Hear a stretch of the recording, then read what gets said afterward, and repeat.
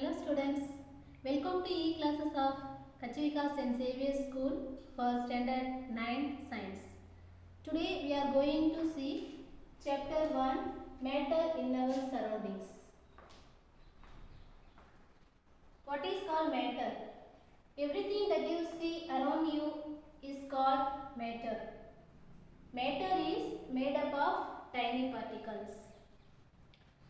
For example, how many sugar particles are present in a single grain of sugar? This answer coming up in this video. We will explore the characteristics of particles of matter by doing exciting experiments so that you can get visual feel of it. For this experiment, I am going to be using simple everyday things. So you can try them yourself. I am sure by the end of this video the concepts are going to be super clear to you and you will find it easy to remember. There were two competing theories regarding the matter. Number 1 continuous, number 2 particles. One said the matter continues and the other said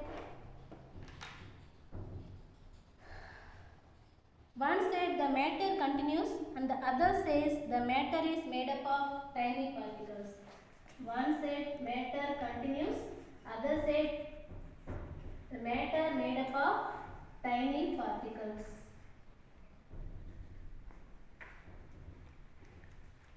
Now, which one do you think is correct? Science is all about validating theories with experiments. So, let's go to our experiments table and check which theory is right. Here we have some sugar and glass of water. Can you see these sugar grains? Can you see these sugar grains? Now when we dissolve it in water,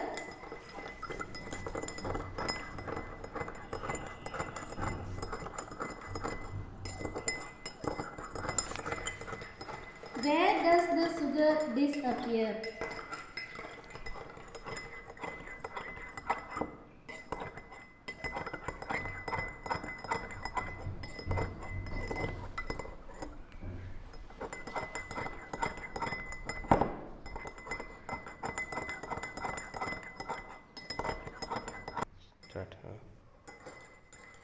Why is the sugar not visible anymore?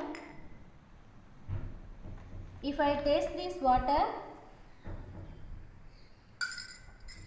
the taste is sweet. So, this definitely is sugar in them. The reason is the water broke up the sugar into tiny particles. So, tiny that is not visible to us. So, which theory do you think is correct? Matter is made up of tiny particles. In this video, we are going to discussing 4 characteristics of particles of matter. First, very small. Second, have spaces between them. Third, are continuous by moving. Fourth, attract each other.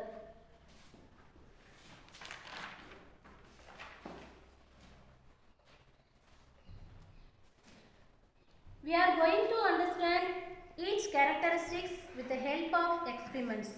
Let's look at the first characteristics of particles of matter are very small.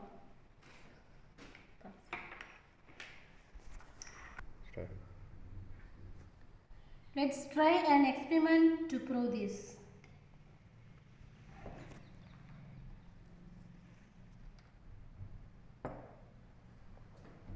I am taking small crystals of potassium permanganate into 100 ml of water.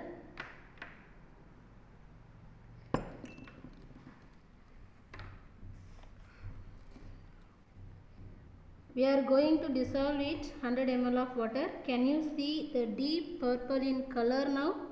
You can show if a very small quantity of potassium permanganate can also color large volume of water. Then that means the crystals must be containing millions and millions of particles that can spread on dissolving and color the water. So now I am taking this 10 ml solution.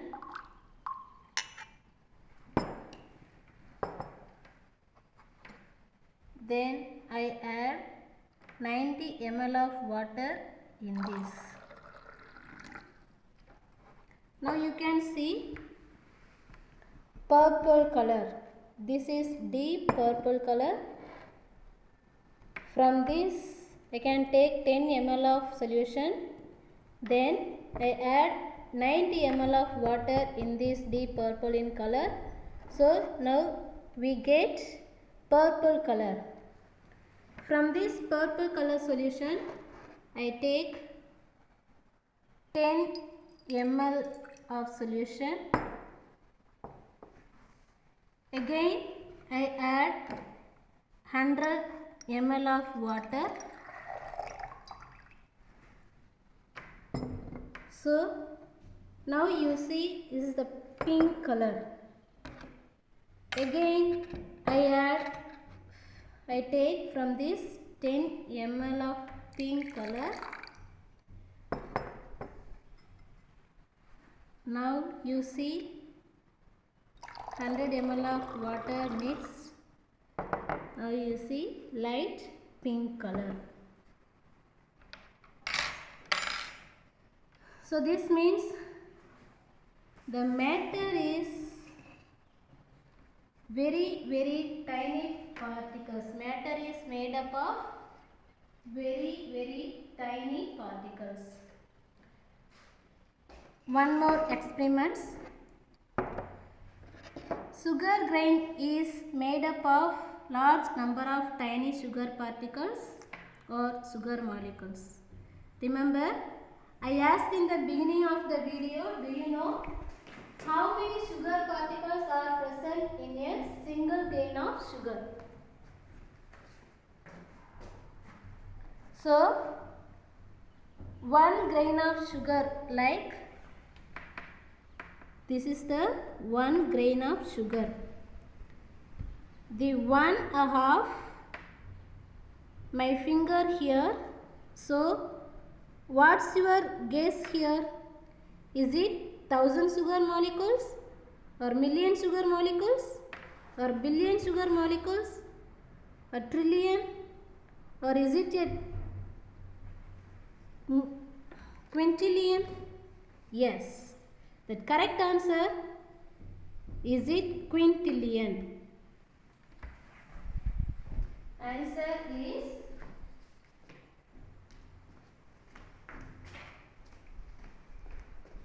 is it quintillion of sugar grain.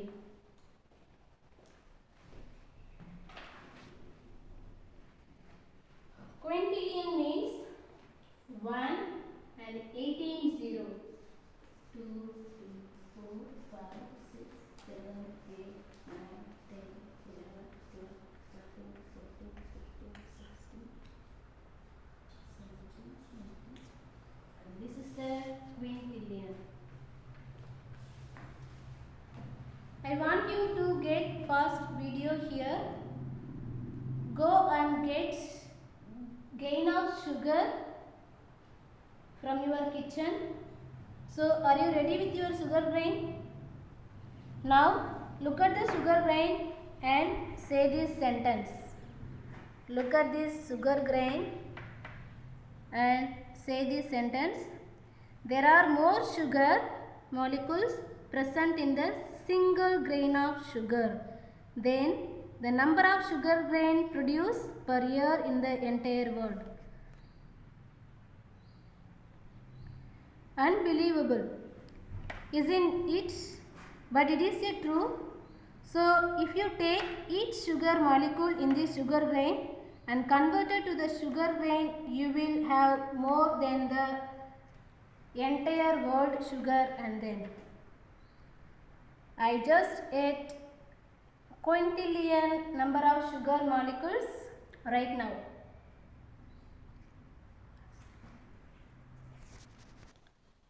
Now let's take a look at a second characteristics of particles of matter. Have spaces between them. So I am going to embrace this spoon into this glass of water, and you carefully observe what happens to the level of water. As you can see, the water level rise a bit. The rise in water level is going to be much more clear if you use a larger object. Now I am going to put a sugar grain in water.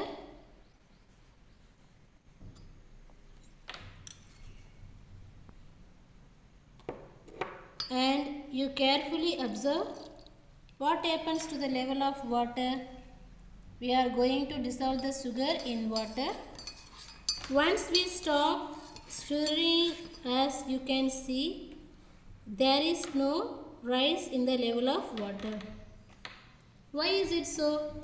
It's because the sugar grains break up into tiny sugar particles when they are dissolved in water, and these tiny sugar particles go and occupy the spaces between the water molecules.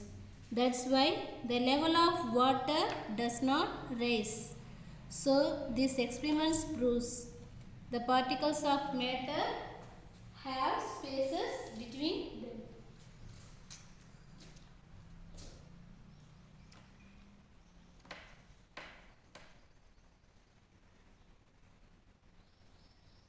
Now let's visualize the scenario. So imagine we zoom into the glass of water a million times.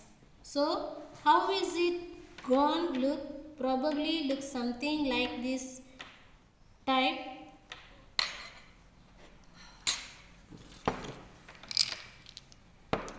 Probably look something like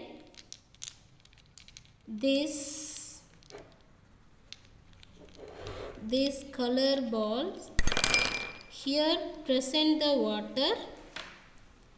We have to take this meaning of water molecules, and when we put sugar grain, is going to look like this gigantic ball compared to this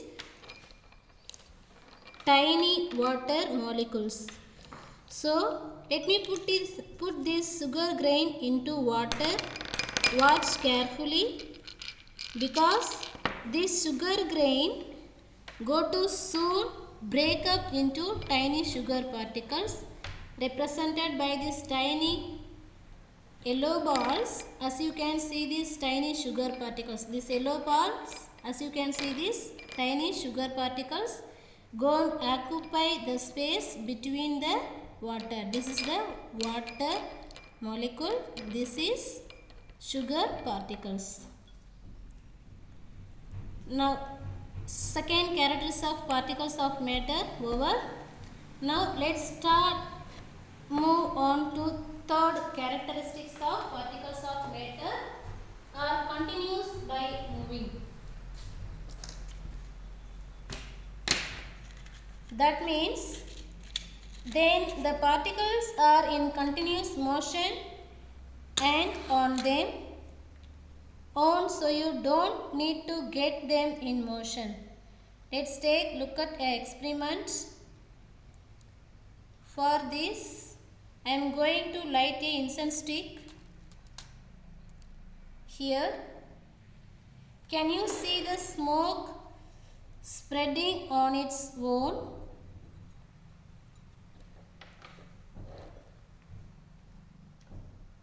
There is no fan or wind in the room. Very soon the smell will spread across the whole room. This is because the particles are moving on this own. So these experiments prove the particles of matter are continuous moving. These smokes or particles of matter continuous moving. Our third characteristic of particles of matter is over. Now let's take a look at the fourth characteristics of particles of matter. Attract each other. A simple proof is, can I break this metal spoon? Definitely not. Or can I break this table? Oh, looks like my hand is broken. So the particles of matter are attracting each other very strongly, and thus we can't break this. But there are some other examples. When the force of attraction is like in this piece of chalk, for example, I can easily break this chalk, or I can cut through the water. I can cut through this air. I can easily cut through the air. In these cases, force of attraction between the particles is much weaker compared to the metal spoon and the table. So this example shows then the strength and the force of attraction is different in different substances. Now that we are done with our fourth characteristics of particles of matter, today our session is over. Your homework is in your textbook, page number 3, 4 activity questions are there. You have to write and learn them also.